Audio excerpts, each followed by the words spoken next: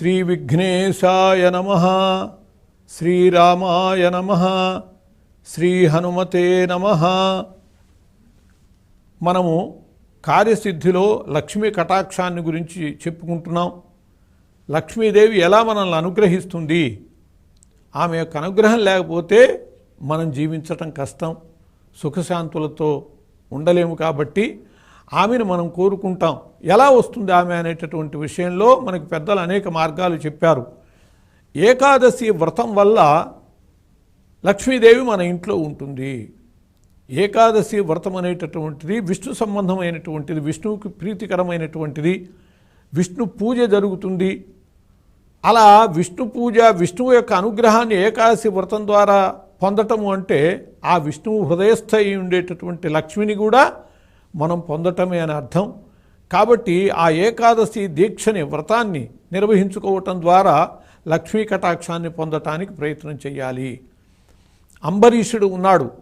అంబరీషుడు గొప్ప ఏకాదశి వ్రత నిష్ఠాపరుడు.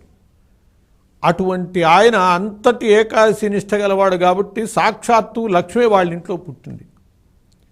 శ్రీమతిగా ఆయన కుమార్తెగా పుట్టితే ఆమెని శ్రీ మహావిష్ణువు స్వయంవరంలో చేపట్టాడు. ఆమెని స్వీకరించాలని చెప్పి నారదుడు, తుంబురుడు కూడా ప్రయత్నం చేశారు. వాళ్ళు ఒకళ్ళకొకళ్ళు అపకారం చేసుకుని చివరికి లక్ష్మీదేవిని, ఆ అంబరీషుని కుమార్తెగా పుట్టినటువంటి ఆమెని శ్రీ మహావిష్ణువు పొందాడు. అందువల్ల నారదుడు శాపం కూడా పెట్టాడు. ఇలా లక్ష్మీ కటాక్షం జరగాలి అంటే మనం ఏకాదశి వ్రతాన్ని నియమబద్ధంగా చేయటం వల్ల కూడా మనకు అది చేకూరుతుంది అని చెప్పి పెద్దలు చెప్పారు. దీపము, దీపారాధన అవి లక్ష్మీ పూజే, సాక్షాత్తు లక్ష్మీయే, సంధ్యాలక్ష్మి, సంధ్యాదీపం. కాబట్టి లక్ష్మీ స్వరూపిణి కాబట్టి మనం దీపాన్ని ఎప్పుడు కూడా కింద పెట్టకూడదు. దీపారాధన కుంది ఉన్నదే దాన్ని తప్పకుండా ఏదో ఒక పళ్ళెంలో పెట్టాలి తప్పితే, లేకపోతే ఒక ఆకు వేసి పెట్టాలి. అలా కాకుండా నేరుగా నేల మీద పెట్టకూడదు. అంటే లక్ష్మిని అలా నేల మీద ఉంచినట్లే అలా ఉంచకూడదు. కాబట్టి ఏదైనా ఒక పాత్రలో కానీ ఒక పత్రములో కానీ ఆ దీపారాధన కుందిని ఉంచాలి అని చెప్పి.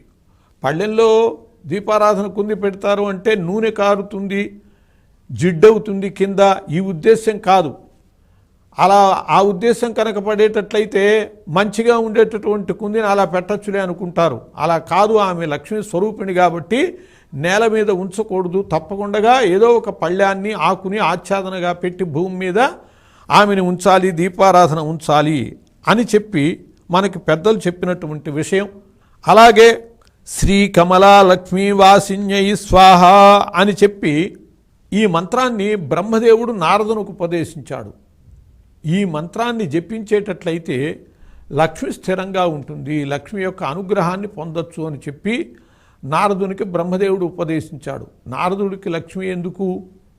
ఆయన ఎప్పుడు కూడా నారాయణ స్మరణ చేసుకుంటూ తిరిగేటటువంటి వాడికి, కరతల భిక్ష తరుతల శయ్య అన్నట్లుగా సంచరించేవాడికి ఆయనకి డబ్బుతో పనే ఉన్నది అని అంటే ఆయన కోసమని కాదు, లోక సంగ్రహణార్థం.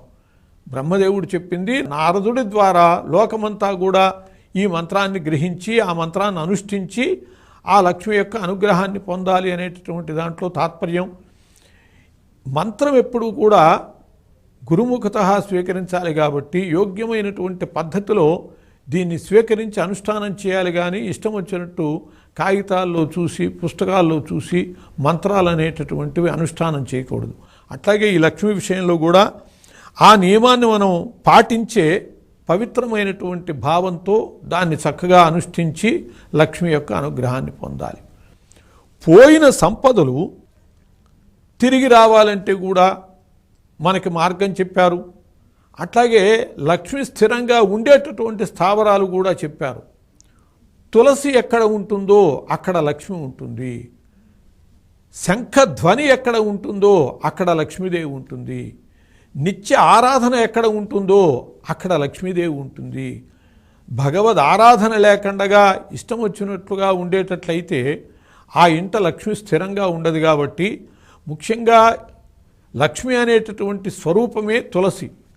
అందువల్ల ఎం సాక్షాన్ మహాలక్ష్మి అని చెప్పి ఆమెను లక్ష్మీ స్వరూపిణిగానే వేదవ్యాసుడు పద్మపురాణంలో చెబుతాడు.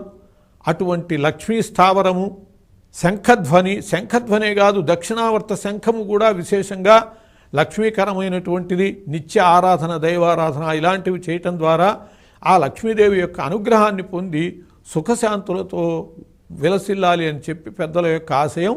స్వస్తి.